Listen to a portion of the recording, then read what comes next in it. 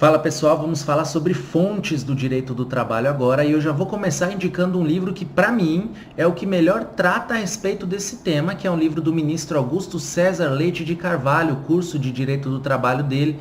A leitura é truncada, é pesada, porque ele aprofunda muito o conteúdo e essa parte de fontes e princípios também, ele densifica demais, ele demonstra muito bem a origem desses institutos e é por isso que você, candidato, precisa estudar por ele. Compre esse livro justamente para ler esses aspectos que ele trata de fontes e princípios. Princípios não é nosso tema de hoje, mas é interessante que você adquira o livro para ter acesso a esse material e outros pontos que você tiver dúvida, evidente, o livro vai te atender, vai te auxiliar bastante porque é um livro excelente. E aí quando eu falo em fonte, eu falo em quê? O que é fonte? Existe um filósofo francês, chamado Du Pasquier, que ele fala que a fonte é o nascedouro da norma, tá? É de onde nasce a norma. E ele faz uma analogia, né? As fontes dos rios, de onde nascem os rios. Então a fonte é o nascedouro da norma. Quando eu for questionado nesse sentido, eu vou dar esse conceito. Fonte é o nascedouro da norma. E eu tenho dois tipos de fonte no direito do trabalho. Eu tenho a fonte material, que são os movimentos sociais que dão causa à atuação legislativa para a formação do direito, como exemplo a greve, que dá causa à negociação coletiva ou à sentença normativa, e também as fontes formais, que são aquelas fontes escritas do direito, que são divididas em fontes heterônomas, que são aquelas fontes que vêm do Estado e se incorporam ao direito, e as fontes autônomas, que são aquelas fontes forjadas, travadas justamente pelas partes, tá? Ou um acordo coletivo, uma convenção coletiva. Um regulamento de empresa é uma fonte autônoma, porque apesar de não ter participação dos empregados, é feito por uma das partes do contrato, que é o empregador. Então isso deve ser muito bem analisado, deve ser muito bem observado. Fontes autônomas, fontes heterônomas, depois da divisão de fontes materiais e fontes formais. Só que aqui, galera, vejam só, cai muito no concurso uma questão que eu quero discutir com vocês, que é a questão da teoria do conglobamento, teoria da acumulação e teoria do conglobamento mitigado. Qual que eu aplico no Brasil, Alexandre? Me responde já objetivamente para eu ter uma noção. Eu aplico no Brasil a teoria do conglobamento mitigado. Eu vou explicar cada uma delas. Na teoria do conglobamento, eu faço uma análise dos dois instrumentos que eu tenho, suponho que eu tenha um acordo coletivo, uma convenção coletiva, ou dois acordos coletivos, ou duas convenções coletivas, conforme for o caso, ou um regulamento de empresa, um acordo coletivo, enfim. E eu tenho dois instrumentos que regulam aquela situação, dois instrumentos autônomos. Eu vou aplicar qual? Olha, segundo a teoria do conglobamento, eu vou analisar de uma maneira geral esses dois instrumentos, e aquele que me trouxer de forma geral aspectos mais favoráveis, aquele que for mais favorável ao trabalhador, é o que vai ser aplicado no contexto do contrato de trabalho. Mas aí, paralelamente, eu tenho a teoria da acumulação, que ela fala o seguinte, olha, eu tenho que analisar especificamente cada ponto.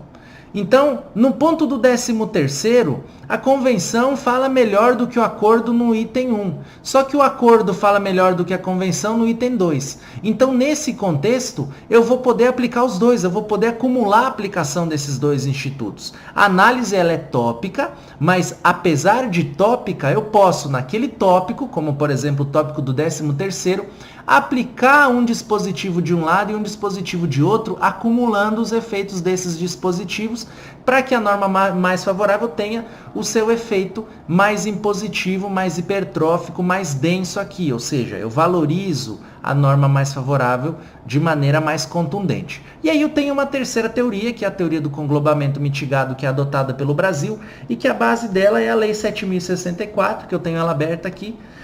Artigo 3º, inciso 2º, fala que a aplicação da legislação brasileira de proteção ao trabalho naquilo que não for incompatível com o disposto nessa lei, quando mais favorável do que a legislação territorial no conjunto de normas em relação a cada matéria será aplicado. O que ele está falando? Olha, trabalhador contratado no Brasil para trabalhar no exterior. Eu vou aplicar a legislação brasileira quando?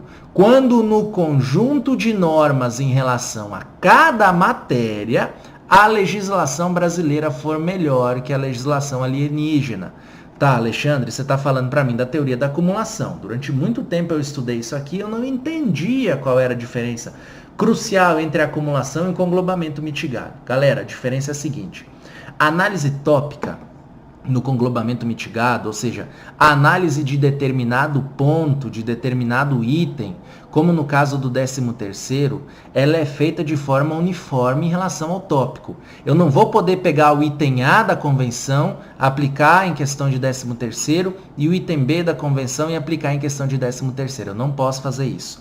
O que eu preciso fazer aqui é analisar o tópico integralmente, intacto. Olha, em 13º, a convenção traz 3 itens que são melhores que o acordo, e o acordo traz um item que é melhor do que a convenção. Eu vou aplicar quem? Os dois? Não, aí seria a teoria da acumulação.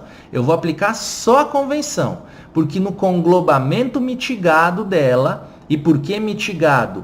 Tópico, item por item, no conglobamento analisando aquele determinado item, ela me traz normas melhores, mesmo que um itemzinho dela seja pior do que o do acordo, mas outros dois são melhores, então eu vou aplicar integralmente, topicamente, a convenção em detrimento do acordo. Valeu, galera? Então, a análise tópica no conglobamento mitigado, ela é feita considerando aquele ponto integralmente, e na acumulação, eu posso juntar itens de cada um dos instrumentos que tragam essas normas mais benéficas, ok?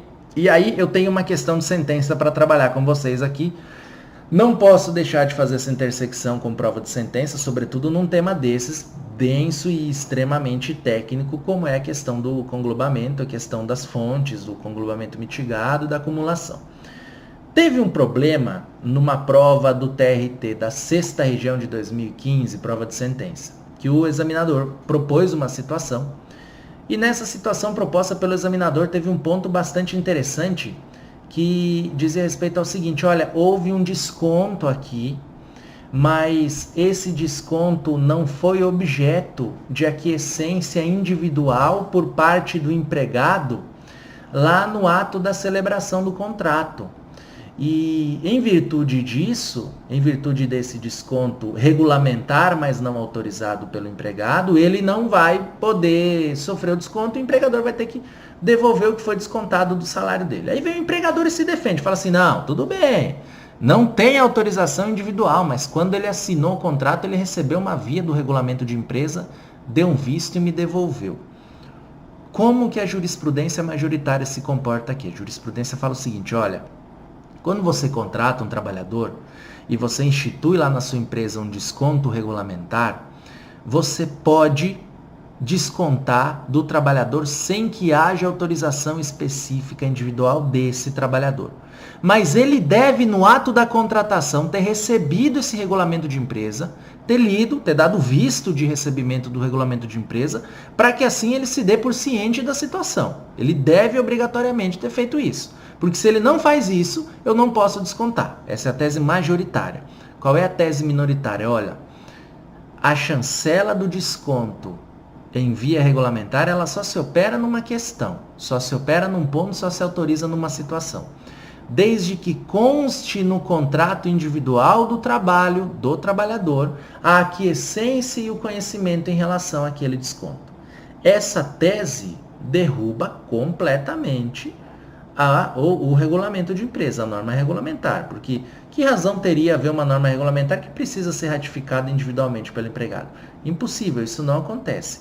A situação aqui que deve ser observada é a situação de seguir o regulamento de empresa, seguir a linha do regulamento de empresa. E assim, seguindo o regulamento de empresa, tendo recebido o trabalhador no ato da contratação aquele regulamento, tendo dado o visto daquele regulamento, esse desconto pode ser efetuado sobre a figura do trabalhador sem que haja necessária aquiescência ou transcrição no contrato individual de trabalho. Bacana? É isso aí, galera, que eu queria discutir com vocês hoje. Sigamos em frente para mais aulas, mais discussões, mais tópicos, ok? Forte abraço.